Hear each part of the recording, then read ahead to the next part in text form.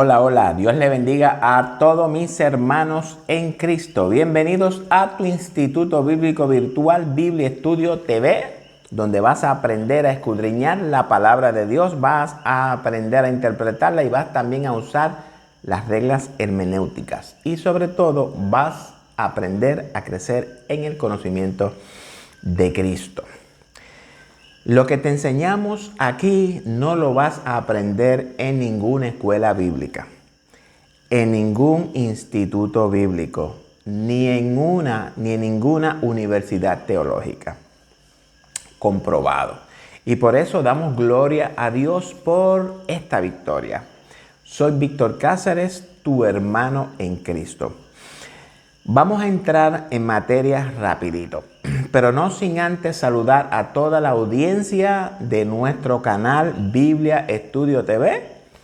Un abrazo en el amor de Jesucristo. Perdóname que mi brazo está operadito. Así que continuamos con nuestra serie titulada Doctrinas que matan dentro de las iglesias evangélicas. Bueno, ya hemos discutido el primer tema, la inmortalidad del alma. Y aunque ya cerramos este tema, me gustaría hablar un minuto acerca de un comentario de uno de nuestra audiencia. Nuestra audiencia está formada por gente de varias denominaciones, como sabrán, están los cristianos.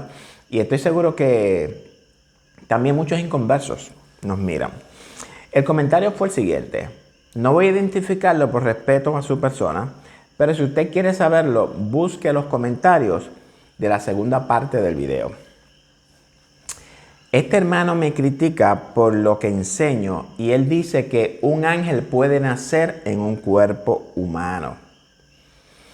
Afirma también que la aparición de Moisés en la transfiguración fue su espíritu.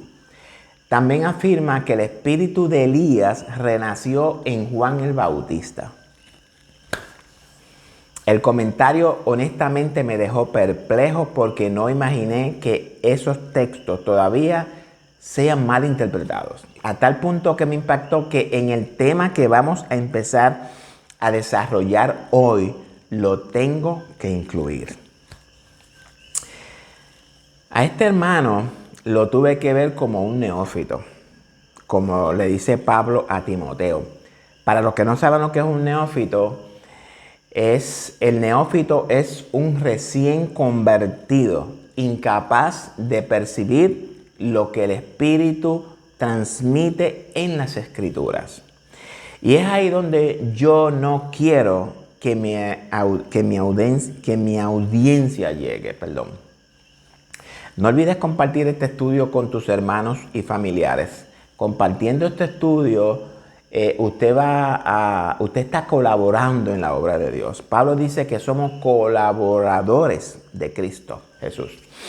Ya, ahora sí. Así que busquen sus Biblias, ábranla según los textos que vamos a estudiar. Abróchense en los cinturones y despegamos. El tema de hoy es un tema para valientes en el estudio de la palabra. Si usted es muy sensitivo a la verdad bíblica, le invito a que cambie de canal y busque los programas de entretenimientos que tienen muchas de nuestras iglesias hoy y disfrútelos con ellos. Oramos para que el Espíritu Santo, quien fue el inspirador, nos revele lo que inspiró a los escritores bíblicos. Padre, en este día, Dios amado, te damos gracias por la oportunidad que tú nos brindas de una vez más compartir tu palabra con esta audiencia excelente. Dios eterno, te pedimos, Señor, hoy que el Espíritu Santo, quien fue el que inspiró la palabra, yo te ruego, Señor amado, que el Espíritu Santo sea quien nos dirija y quien nos dé la correcta interpretación de tu palabra absoluta. Dios, te pedimos que tú abras nuestras mentes, que tú, mi Dios, alumbre los ojos de nuestro entendimiento, que tú nos dé la sabiduría, el discernimiento espiritual para que podamos entenderla. Te damos gracias por tu palabra, porque tu palabra es vida, tu palabra es verdad. Te lo pido, Señor amado, en el dulce nombre de tu Hijo amado Jesucristo. Amén. Tema de hoy. ¿Dónde van los muertos? al infierno, al cielo o al sepulcro. El infierno, presente o futuro. Estos son los dos temas que discutiremos en el estudio de hoy. Aclaro, para los hermanos que siempre critican porque dicen que los dejo inconclusos. Los temas los temas de hoy van a estar divididos en dos partes. Hoy trabajamos con la primera parte. La próxima semana terminamos la segunda y última parte. Les invito a que nos pongamos cómodos, nos sentemos a la mesa y vamos a comer comida sólida, porque esto es para valientes. No olvides compartir este estudio con tus amigos y familiares. La primera pregunta: las personas cuando mueren, ¿dónde van? Bueno, la Iglesia Madre junto con sus hijas enseñan lo siguiente. La Iglesia Madre enseña que la persona al morir, su alma sale del cuerpo, y si usted ha sido una buena persona, su alma va a un lugar llamado purgatorio, donde su alma va a purgar sus culpas, y una vez purgadas, entonces San Pedro lo llama, le pone la alfombra roja y le da la bienvenida al cielo. Sin embargo, si usted fue una persona pecadora, mala, su alma va directamente a un lugar llamado infierno, donde usted será atormentado por los siglos de los siglos. Bueno, por otra parte, las hijas de la Madre han eliminado el lugar llamado el purgatorio, porque ese lugar no aparece en la Biblia, es decir, es una enseñanza humana. Las hijas creen que si usted es un hijo de Dios, muere convertido a Cristo, su alma sale del cuerpo y es llevada por los ángeles al paraíso o al cielo. Sin embargo, si usted ha sido un pecador, nunca se convirtió a Cristo, su alma sale del cuerpo y es llevada al infierno por los demonios. Y allí su alma será atormentada por los siglos de los siglos. Amén. Es decir, por toda la eternidad. En el caso de la Madre, hay algo interesante, porque el purgatorio es un lugar para purgar sus culpas. Y hay un problema con esto, porque Isaías 6:7 dice que Dios es el que quita la culpa y nos limpia de pecados. Por otra parte, Isaías 53:5 nos enseña que Jesús llevó el castigo de nuestra paz. Es decir, que al salvarnos no tenemos que pagar por nuestras culpas. Sin embargo, la Iglesia Madre dice que el hombre puede pagar por sus culpas y tener entrada libre al cielo, free willy. Y esto contradice totalmente lo que las Escrituras enseñan, mis queridos hermanos. Ahora bien, ya tenemos los pensamientos de la Iglesia Madre y de nuestras iglesias, las hijas de la Madre. Para que podamos entender este término que uso de Iglesia Madre y las hijas, le voy a invitar a que vean el estudio de la cuarta iglesia de Tiatira. Ahí detallo con claridad, porque estos son términos. ¿De dónde procede esta enseñanza de que el alma sale del cuerpo y va al cielo o al infierno? Bueno, para los que han estudiado con nosotros la inmortalidad del alma, se les hace más fácil entender de dónde viene esta doctrina. Si usted, querido hermano y amigo, no ha visto el tema de la inmortalidad del alma, le tengo que invitar a verlo para que usted pueda estar en el contexto de lo que estamos hablando. De acuerdo con Flavio Josefo, en su libro Las guerras de los judíos, capítulo 7, donde relata acerca del Galileo Simón y de las 3 sectas que hubo entre los judíos. Josefo era miembro de los fariseos. Dice que los fariseos creían que todas las almas son incorruptibles, pero solo las almas de los justos entran a otros cuerpos, mientras que las almas de los malos están sujetas al castigo eterno. Es decir, que creían que los buenos van a un lugar de virtud y los malos van al infierno. Y dice Josefo que esta filosofía es adquirida por los griegos y por los esenios.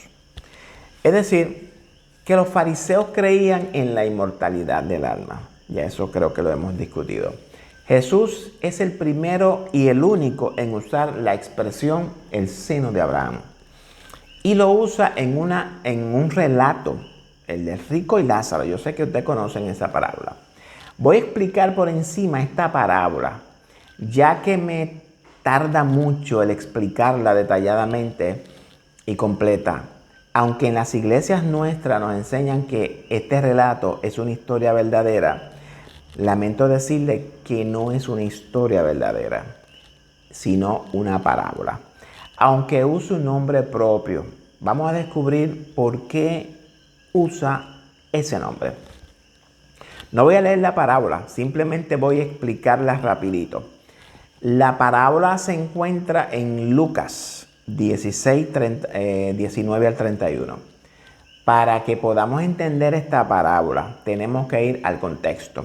Una de las reglas básicas de hermenéutica para esclarecer textos oscuritos. Lo primero que debemos de saber es a quiénes Jesús les relata la parábola. La respuesta la encontramos en la misma Biblia, en Lucas 16, 14, donde nos dice que entre su audiencia estaban los fariseos. Y como ya vimos lo que Josefo relata acerca de las creencias de los fariseos, Jesús también sabía la creencia de los fariseos. Ahora bien, ¿por qué Jesús relata la parábola conforme a como ellos creían? Dije que Jesús sabía lo que los fariseos y los saduceos creían. Estamos claros. Jesús toma sus creencias y les da un giro y la moldea para darle a los fariseos una enseñanza. Es importante saber que Jesús no inventó esta parábola, primero. Esa era la creencia de los fariseos y Jesús usa esa creencia para mostrarles y corregirles un error. Dicho sea de paso, los discípulos de Jesús también creían igual que los fariseos. Vamos a ver ahorita más adelante. Otro punto importante que debemos de saber es que Josefo también escribió una obra titulada El discurso de los griegos. Y Josefo explica acerca de las creencias de los fariseos acerca del Hades o del Seol. Este párrafo lo saqué para leerlo, para que podamos entender las creencias de los fariseos. Discurso a los griegos acerca del Hades. El Hades es un lugar donde están retenidas las almas de los justos y los injustos. En esta región hay un cierto lugar aparte, como un lago de fuego inextinguible. Los injustos y aquellos que han sido desobedientes a Dios y han honrado a los ídolos como lo han sido las vanas invenciones de los hombres, serán enviados por el juicio de Dios a este castigo eterno. Bueno, de acuerdo con los comentaristas acerca, ¿verdad?, de esta obra de Josefo, lo que él explica es que el Hades está dividido en dos partes. A un lado para los justos y el otro para los injustos. En el lado de los injustos había un lago de fuego inextinguible y los malos eran llevados a ese lado del Hades. No voy a ampliar mucho, ya que voy a preparar un estudio exclusivo para esta parábola. Pero es necesario traerla para aclarar ciertos puntos.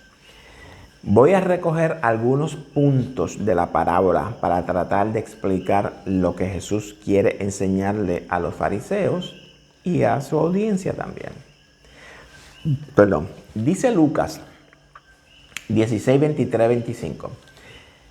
Y en el Hades alzó sus ojos, estando en tormentos, y vio de lejos a Abraham y a Lázaro en su seno.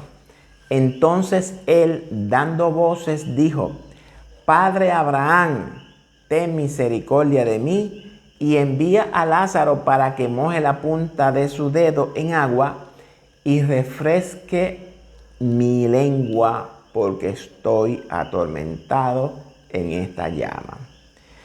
Pero Abraham le dijo: Hijo, acuérdate que recibiste tus bienes en tu vida, y Lázaro también males, pero ahora este es consolado aquí y tú atormentado. ¿Qué podemos apreciar aquí? Podemos apreciar una conversación entre el rico y Abraham. Pero, ¿qué nos enseña la Biblia? Busquemos Eclesiastés 9:5. Porque los que viven saben que han de morir, pero los muertos nada saben ni tienen más paga, porque su memoria es puesta en olvido. Ahora bien, si el texto nos dice que la memoria de los muertos es puesta en olvido, ¿cómo entonces Jesús presenta al rico conversando con Abraham, si sabemos que la Biblia prohíbe la comunicación con los muertos? La pregunta que me asalta ahora es la siguiente. ¿En realidad los muertos van al infierno al momento de morir? Esta pregunta me obliga a desarrollar ambos temas juntos. Es decir, ¿dónde van los muertos y el infierno? Los dos a la misma vez. Están relacionados. Vamos a buscar Mateo 13:30. Dejad crecer juntamente lo uno y lo otro hasta la siega. Y al tiempo de la siega yo diré a los segadores: recoged primero la cizaña y atadla en manojos para quemarla, pero recoged el trigo en mi granero. Todos debemos de conocer este texto. Jesús relata la parábola de la cizaña. De acuerdo con Jesús, ¿cuándo se recoge la cizaña para echarla al fuego? Jesús dice: al tiempo de la siega. Ahora bien, ¿qué significa el tiempo de la siega? Busquemos en Apocalipsis 14:15-6. Y del templo salió otro ángel, clamando a gran voz al que estaba sentado sobre la nube: mete tu hoz y siega, porque la hora de segar ha llegado, pues la mies de la tierra está madura. Y el que estaba sentado sobre la nube metió su hoz en la tierra, y la tierra fue segada. ¿Cuándo la tierra va a ser segada? Al final, en la segunda venida de Cristo. Esto tenemos que tenerlo claro. El problema que tienen nuestras iglesias jóvenes referente a esta parábola es que los líderes las enseñan como literal. No es literal, es simbólica 100%. Vamos a explicarlo. ¿Por qué no es literal? Porque podemos ver a Lázaro con todo su cuerpo y al rico también. Labios, dedos, ojos, brazos. Si hubiesen sido almas inmortales, ¿cómo pueden estar con sus cuerpos? Con esto solamente que hemos descubierto acerca de esta parábola es para sacarnos ya de nuestro sistema la idea de que las almas son inmortales. Es por esta la razón que dije que si logran entender lo del alma inmortal, todos los demás temas son fáciles. No voy a invertir más tiempo en esta parábola. Cuando la explique en su totalidad, vamos a descubrir las simbologías de los 5 hermanos del rico, la simbología de que Lázaro le avisa a sus hermanos y, lo más importante, la simbología de Lázaro en la parábola. Un poquito más adelante. Jóvenes, si nosotros seguimos dejándonos guiar por líderes que no profundizan en las Escrituras, la iglesia nunca pasará de la leche al alimento sólido. Aclaro, dije que los líderes que no conocen las Escrituras, No todos son iguales. Conozco muy buenos maestros, muy buenos pastores, buenos líderes también. Si en su congregación estos temas no se discuten y no se explican claramente, mi recomendación es que usted se siente a hablar con su líder y pregúntele por qué no se hablan de estos temas en la iglesia. Vamos a continuar con la iglesia madre. Vamos a iniciar con la siguiente pregunta. Y es necesario que empecemos con la iglesia católica. ¿Qué cree la iglesia católica romana, que es la iglesia madre? Y quiero que leamos el credo de los apóstoles. Creo en Dios Padre Todopoderoso, Creador del cielo y de la tierra, y en Jesucristo, su único Hijo, nuestro Señor, que fue concebido por obra y gracia del Espíritu Santo, nació de su Santa Madre María Virgen, padeció bajo el poder de Poncio Pilato, fue crucificado, muerto y sepultado. Descendió a los infiernos, al tercer día resucitó de entre los muertos, subió a los cielos, está sentado a la derecha de Dios Padre Todopoderoso. Desde allí ha de venir a juzgar a los vivos y a los muertos. Creo en el Espíritu Santo, la Santa Iglesia Católica, la comunión de los santos, el perdón de los pecados, la resurrección de la carne y la vida eterna. Amén. Bueno, como dijimos anteriormente, entre las creencias de la Iglesia Católica está la teoría de que cuando una persona muere va al purgatorio, si ha sido una buena persona o más o menos buena, y luego esa persona, al pagar su culpa, es decir, que la persona paga por su culpa, de acuerdo, ¿verdad?, a esto. En otras palabras, el sacrificio de Cristo no es necesario para que su alma pueda entrar en el cielo, de acuerdo con esta creencia. Su alma es llevada al cielo, pero si usted no ha sido una buena persona, pues entonces dice que su alma va al infierno. Y va en tiempo presente. Es lo que nos enseña. Y me preocupa mucho cómo la Iglesia Católica Romana ve el fin o el destino de las personas cuando mueren. Y si es preocupante la Iglesia Católica, es más preocupante ver que las hijas han sido arrastradas con esta teología, incluyendo a los pentecostales. Yo soy pentecostal de los pies a la cabeza. La inmortalidad del alma, es decir, que el alma de la persona nunca muere, sino que pasa a otro estado. No olvides compartir este estudio con tus amigos y familiares. Uno de los propósitos de este estudio es exhortar a la Iglesia de Jesucristo a escudriñar las Escrituras. Y para que hagamos una buena exégesis, se requiere muchas veces de investigaciones externas o seculares. Tenemos que ir a la historia de la humanidad. Recordemos la frase: la Biblia habla, la historia confirma. Algunos hermanos me han criticado porque uso la historia. Sin embargo, sin la historia no hay profecía cumplida, jóvenes. Ahora bien, ¿dónde van los muertos? La palabra de Cristo es absoluta y para poder entender una verdad absoluta es necesario que tengamos una mente objetiva. Una mente objetiva es una mente libre de prejuicios. Ahora bien, ¿qué nos enseña Jesucristo acerca del tema de los muertos? Busquen sus Biblias y ábranla en el libro de Juan 5, 28, 29. Vamos a probar con fundamento bíblico dónde van los muertos. No os maravilléis de esto, porque vendrá hora cuando todos los que están en los sepulcros oirán su voz, y los que hicieron lo bueno saldrán a resurrección de vida, mas los que hicieron lo malo a resurrección de condenación. De acuerdo con Jesucristo, ¿dónde se encuentran los muertos?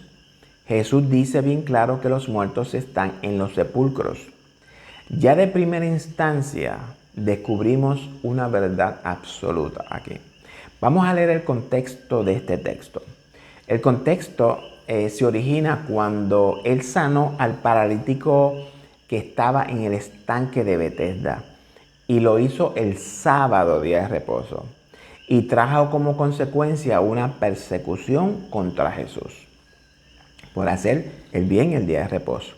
Pero vamos a leer el contexto que sigue en Juan 19:29, 5, 19, 29. Quiero leer todos los textos para que podamos entender lo que Jesús dijo y por qué lo dijo. Es necesario que cuando estudiemos las Escrituras tengamos el panorama completo, jóvenes. Respondió Jesús entonces y les dijo: de cierto os digo, no puede el Hijo hacer nada por sí mismo, sino lo que ve hacer al Padre, porque todo lo que el Padre hace, también lo hace el Hijo igualmente. Porque el Padre ama al Hijo y le muestra todas las cosas que Él hace, y mayores obras que éstas le mostrará, de modo que vosotros os maravilléis. ¿A qué obra se refiere Cristo que el Padre le mostrará?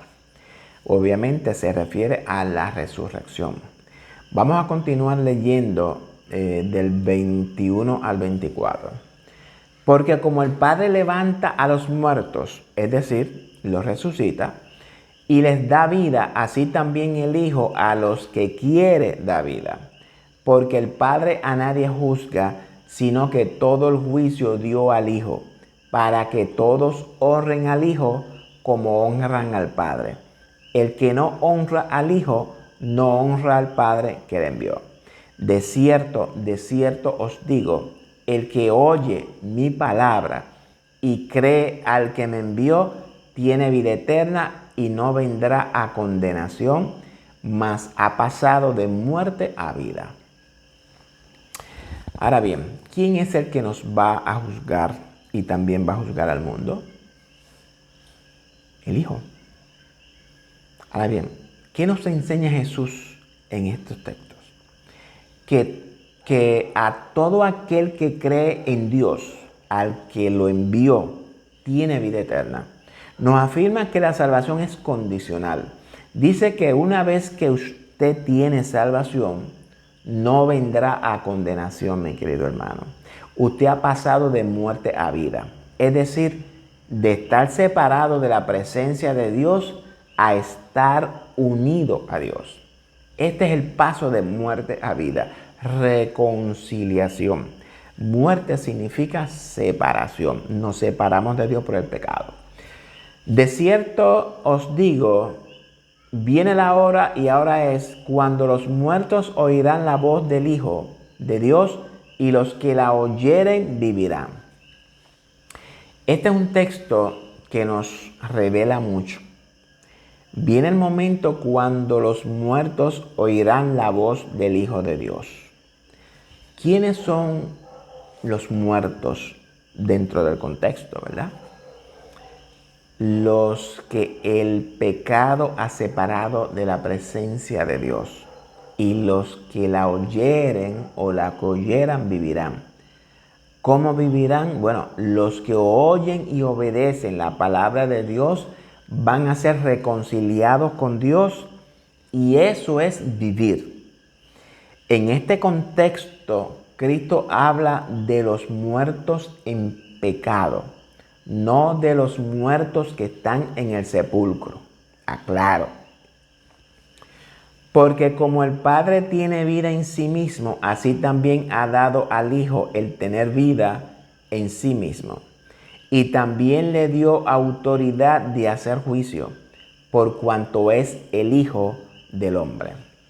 Ahora viene el texto clave. No os maravilléis de esto, porque vendrá hora cuando todos los que están en los sepulcros, oirán su voz. ¿Qué voz? Oirán la voz de Dios. Lázaro estaba en el sepulcro por 4 días. Jesús lo llama por su nombre y salió de la tumba. Ojo, y he aquí la clave del desenlace de la parábola del rico y Lázaro. Recordemos que el rico le dice a Abraham que mande a Lázaro donde sus hermanos.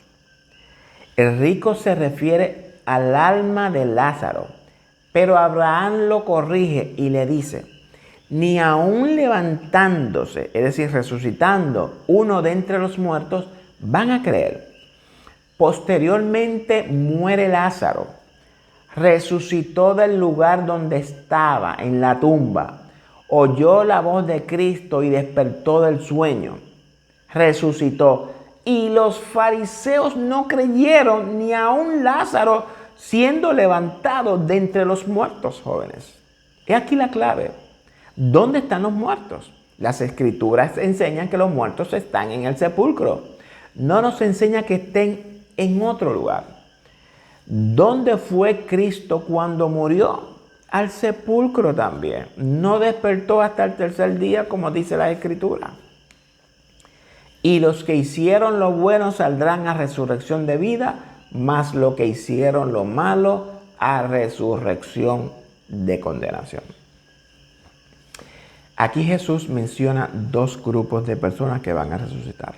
Los que hicieron lo bueno a la vida y los que hicieron lo malo a condenación.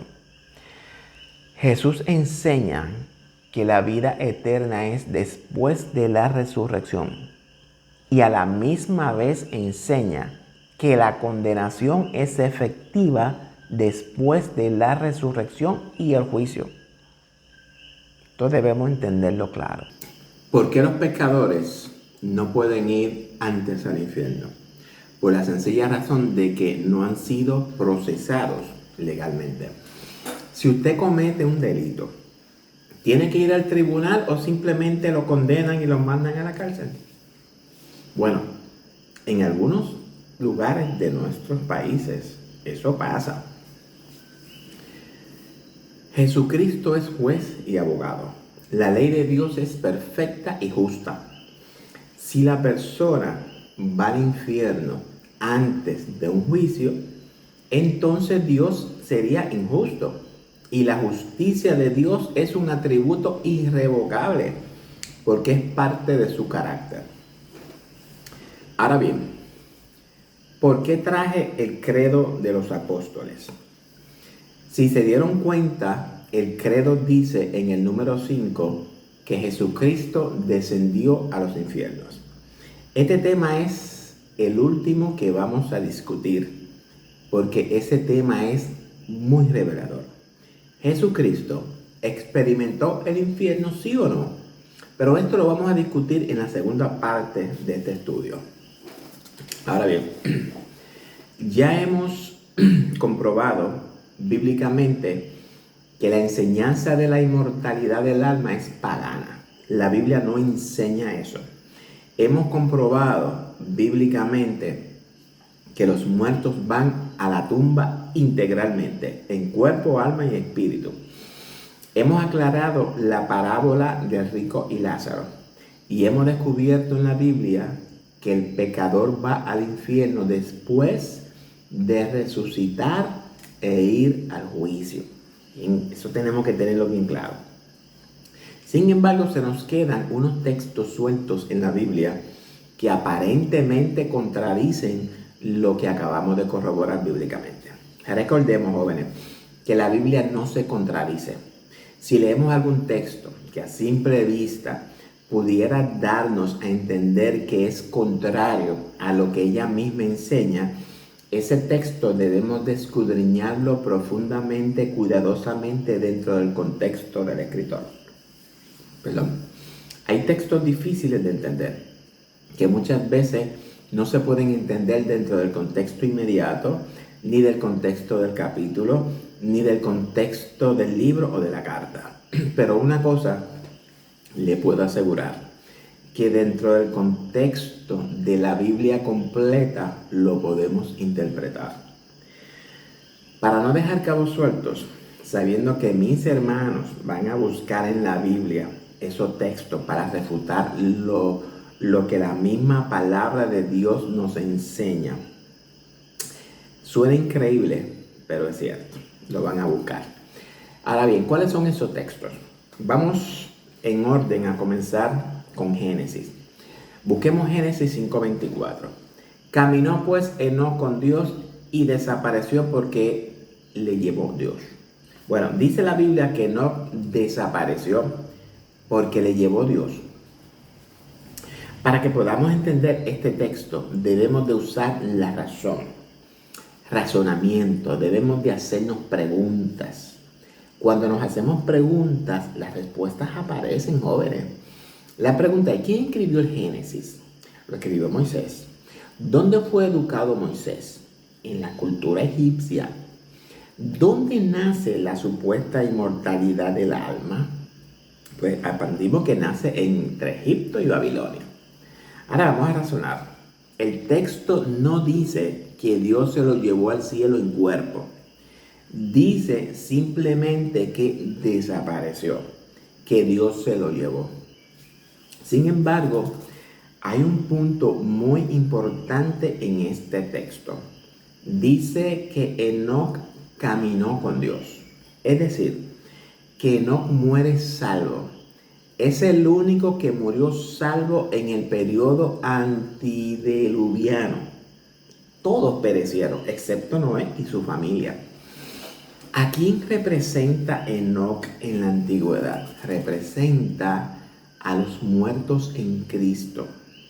¿A quién representa Noé? Pues Noé representa a los sobrevivientes de los juicios de Dios, a la iglesia arrebatada, a los que vienen a arrebatarnos. Y usted dirá, ¿y Enoc en el libro de Hebreos? Bueno, cuando lleguemos ahí, vamos a explicarlo. Jóvenes, no podemos continuar con estas malas interpretaciones en nuestras iglesias. Haga un llamado urgente a los líderes de nuestras iglesias a considerar una reinterpretación de algunos textos que nos están leudando nuestras masas. El segundo texto, Segunda de Reyes 2:11. Y aconteció que yendo ellos y hablando, he aquí un carro de fuego con caballos y los apartó a los dos, y Elías subió al cielo en un torbellino. Bueno, aquí nuevamente debemos de usar la razonamiento, hacernos preguntas. Para los israelitas, ¿qué era el cielo? El cielo es todo lo que está sobre nuestras cabezas, ¿verdad? Sobre nosotros. Alzamos las cabezas y miramos al cielo. Esto es un término hebreo. Bueno, dice que el carro con caballos de fuego lo que hizo fue separarlos. No dice que Elías subió en el carro. Si leemos, dice bien claro que Elías subió en un torbellino. Ahora bien, ¿qué es un torbellino? Bueno, de acuerdo con el diccionario bíblico, un torbellino es un movimiento circular del aire. Puede ser tan fuerte que puede arrancar árboles y puede destruir hasta propiedades. Sin embargo, eso no es el significado que la Biblia quiere transmitir en esta escena.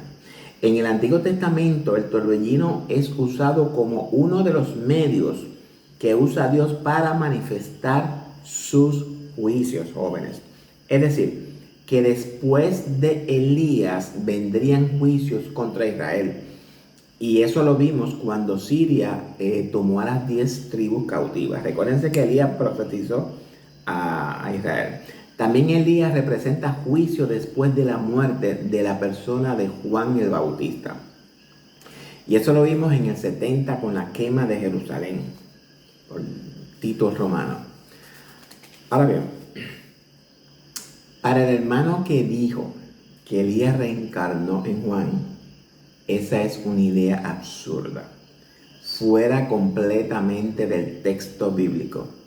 El que Eliseo haya adquirido la doble porción del Espíritu representa a la iglesia naciente después de que Cristo ascendió a los cielos. Y en este caso sí subió al cielo, al último cielo. Elías murió y representa a los profetas de Israel. Es por esta razón que lo vemos junto a Moisés en la visión de los apóstoles, ¿verdad? La cual voy a explicar ahora. Busquen Mateo 17 del 1 al 3. 6 días después Jesús tomó a Pedro, a Jacobo y a Juan, su hermano, y los llevó aparte a un monte alto, y se transfiguró delante de ellos, y resplandeció su rostro como el sol, y sus vestidos se hicieron blancos como la luz. Y aquí les aparecieron Moisés y Elías hablando con él. Bueno, este es otro texto que debemos de pensar antes de actuar. Si nosotros sabemos que la inmortalidad del alma no es una doctrina bíblica y vemos que este texto aparentemente contradice esa enseñanza, ¿no cree usted que debemos de hacernos preguntas? La primera pregunta, ¿qué significa transfiguración? Bueno, de acuerdo con el diccionario bíblico, literalmente transfiguración es cambio de forma, cambio de apariencia. El texto dice que Jesús se transfiguró, es decir, que cambió de forma, de apariencia, y dice que se le aparecieron Moisés y Elías en la transfiguración. No dice que estaban los tres físicamente. Recuerden que Jesús cambió de forma y habla con Moisés y Elías. ¿Cuál fue la reacción de Pedro? Rápidamente hacerle caso a cada uno la idolatría. ¿Cuál fue entonces la divina respuesta? Este es mi Hijo amado, a él escuchar. Pedro, Juan y Jacobo todavía tenían a la ley y a los profetas en sus corazones. ¿Por qué dice la Biblia que hablaban con Jesús? En el Antiguo Testamento, ¿quién era el que hablaba? ¿Acaso no era el Verbo preencarnado que habló cara a cara con Moisés y con Elías? Ahora bien, ¿qué significa la visión? Significa que el cumplimiento de la ley y los profetas, es decir, el Antiguo Testamento, el cumplimiento es realizado en la persona del Verbo, el Mesías prometido, el Hijo. Es por esta razón que la divina respuesta dice, este es mi Hijo, escuchadlo a él. En ese mismo instante, jóvenes, Pedro, me imagino que Pedro, Juan y Jacobo entendieron que Jesús era el cumplimiento de la promesa hecha a Israel, el Mesías. Esto es sencillo, jóvenes. Detengamos ya estas malas interpretaciones. Y para cerrar con broche de oro, vamos al libro de Hebreos. Hebreos 11:5. Por la fe Enoc fue traspuesto para no ver muerte y no fue hallado porque lo traspuso Dios, y antes que fuese traspuesto tuvo testimonio de haber agradado a Dios. En este texto es donde la puerca retorció el rabo. Este es uno de los textos más difíciles para interpretar, ya que aparentemente desafía la propia veracidad de la Biblia. Debemos interpretarlo dentro del contexto de la carta de Judas. Usted debe estar preguntando, sorprendido con lo que dije, pero sí, dentro del contexto de Judas. Moisés no dijo lo que Hebreos dice de Enoc. Moisés dijo, desapareció porque Dios se lo llevó. Sin embargo, hay aquí una aparente contradicción, porque Hebreos dice que Enoc fue traspuesto para no ver muerte. E inmediatamente nuestros líderes buscaron la respuesta. Enoc es uno de los dos testigos del Apocalipsis. Ya está resuelto el problema. Vamos a leer a Judas 1:9. Pero cuando el arcángel Miguel contendía con el diablo, disputando con él por el cuerpo de Moisés, no se atrevió a proferir juicio de maldición contra él, sino que dijo: el Señor te reprenda. Me asalta la pregunta: ¿de dónde sacó Judas que el diablo quería el cuerpo de Moisés y que el arcángel tuvo que disputar con él? Sencillo, jóvenes, de los libros apócrifos. Existió un libro titulado El Testamento o Asunción de Moisés, escrito originalmente en hebreo entre el año 3 a.C. y el 30 después de Cristo. Este libro fue descubierto por Antonio Seriani en la Biblioteca Ambrosiana de Milán, a mediados del siglo XIX por ahí. La disputa del arcángel Miguel aparece redactada en este libro. Judas, al igual que la mayoría de los judíos, tenían estos libros como verdaderos de la historia. Algo como los Macabeos, que aunque es considerado apócrifo, es un libro histórico real. Yo lo leí, yo le invito a que lo lean. Van a aprender mucho de lo que no habla la Biblia. Judas incluye esa narración en su carta. Claro, está dentro del contexto que aplica. No la trajo a la suerte, pero lo trae para demostrar que de igual manera que Judas usa este texto que no pertenece al canon bíblico, al igual que usa también el libro de Enoc. Y ahora vamos. Y es aquí donde los quiero llevar sobre el texto de Hebreos, aunque la descripción de Hebreos no es exactamente como la describe el libro de Enoc. Yo lo leí. Podemos entender que el escritor de los Hebreos, sea quien sea, es un lector de los libros históricos de Judá, libros que son fuera del canon. Y al igual que Judá incluye el texto del cuerpo de Moisés para explicar su punto con validez, también el autor de Hebreos incluye el texto de Moisés, pero ampliado por el libro de Enoc. Porque si usted ha leído el libro de Enoc, sabe que eso es lo que dice el libro, que Enoc ascendió en vida al cielo. ¿Se contradice la Biblia con este texto? No, en ninguna manera, porque hay explicación. ¿La Biblia tiene errores? No, absolutamente no. La Biblia es inerrante. Ahora, mis queridos hermanos y amigos, les invito a escudriñar las Escrituras. Es una experiencia extraordinaria. Una vez que estamos dentro, no queremos salir. Esta es mi vida, día y noche. Bueno, vamos a terminar la primera parte de este extraordinario estudio. Voy a repetir, para los hermanitos que me critican, el estudio de los muertos y el infierno no ha terminado. Esta es la primera parte.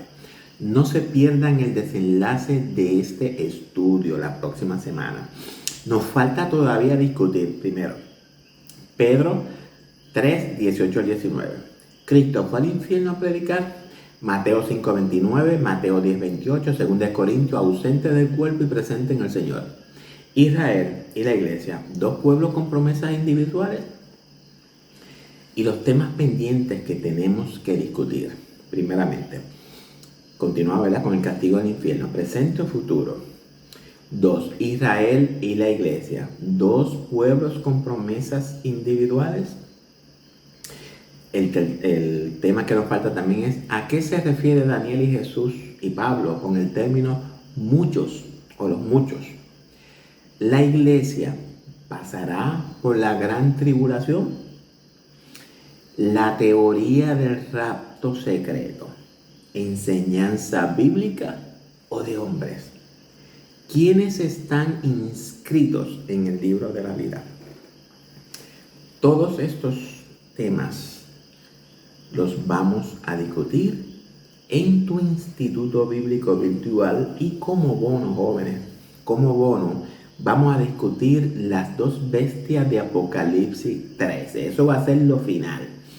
Bien, mis hermanos y amigos, estoy cansado ya de tanto hablar. Voy a descansar un rato y volveré con la segunda parte. No olviden seguirnos en las redes sociales, Facebook y YouTube. Comparte este estudio con sus familiares y amigos para que también crezcan en el conocimiento de Jesucristo. No olviden ver nuestro estudio de las 7 iglesias. Ya vamos por la cuarta, Tiatira. Interesantísima iglesia. Es necesario que la vean. Y por último les informo que prontamente comenzaremos nuestro curso de formación teológica por tu Instituto Bíblico Virtual Biblia Estudio TV. Vamos a estudiar a Jesucristo, su persona y su obra. No te lo puedes perder. Ahora sí, oramos y nos despedimos. Padre, te damos gracias por esta oportunidad que tú nos has dado de compartir tu palabra, Señor. De poder transmitir las enseñanzas bíblicas a este pueblo que está ansioso, que quiere aprender, que quiere conocer de tu palabra, que quiere conocerte a ti, mi Dios. Gentes que quieren formarse en la educación bíblica, Señor. Te doy gracias por ellos. Bendícelos, guárdalos.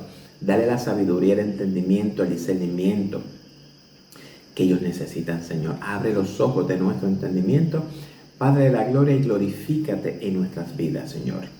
Es en el nombre poderoso de tu Hijo amado Jesucristo que te lo pido y que te doy gracias. Bueno, jóvenes, hasta la próxima semana. Si ustedes creían que esta vez yo no tenía mi batida, sorpresa, sí las tengo. Así que hasta la vista, baby.